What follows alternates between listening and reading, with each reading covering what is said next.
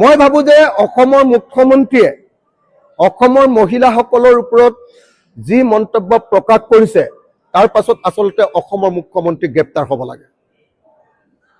অসমৰ মুখ্যমন্ত্ৰীয়ে অসমৰ সমগ্ৰ মহিলা সমাজক অপমান কৰিছে আৰু সেইকাৰণে কংগ্ৰেছ দলক বিশেষভাৱে মই আহ্বান জনাইছো যে অসমৰ মুখ্যমন্ত্ৰীৰ ওপৰত তেওঁলোকে নিৰ্বাচন আয়োগৰ ওচৰত তেওঁ কোনোদিন যাতে ইলেকশ্যন খেলিব নোৱাৰে তাৰ কাৰণে আবেদন কৰিব লাগে, দাবী জনাব লাগে আৰু লগতে অনতি বিলম্বে থানাত গোচৰ দিয়াৰ পাছত কোৰ্টত অসমৰ মুখ্যমন্ত্ৰীৰ বিৰুদ্ধে গোচৰ দি অসমৰ মুখ্যমন্ত্ৰীৰ পদ খাৰিজ কৰিবৰ কাৰণে কংগ্ৰেছে আগভাগ ল'ব লাগে।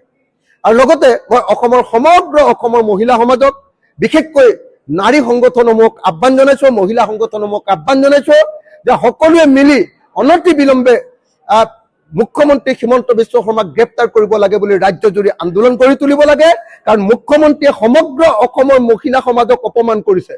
মুখ্যমন্ত্ৰীয়ে সমগ্ৰ অসমৰ মহিলা সমাজে কংগ্ৰেছৰ দিনত মানে কি কয় কংগ্ৰেছৰ কোনোবা মানুহৰ লগত সতীত্ব বিক্ৰী কৰি সেই চাকৰি পাইছে বুলি ঘোষণা কৰিছে। গতিকে তেনেকুৱা এজন মুখ্যমন্ত্ৰী হৈ থকাৰ অধিকাৰ নাই। মুখ্যমন্ত্ৰীয়ে পদত্যাগ কৰিব লাগে, নহলে অসমৰ মুখ্যমন্ত্ৰী হিমন্ত বিশ্ব শৰ্মাক গ্ৰেপ্তাৰ কৰাৰ ব্যৱস্থা কৰিব লাগে।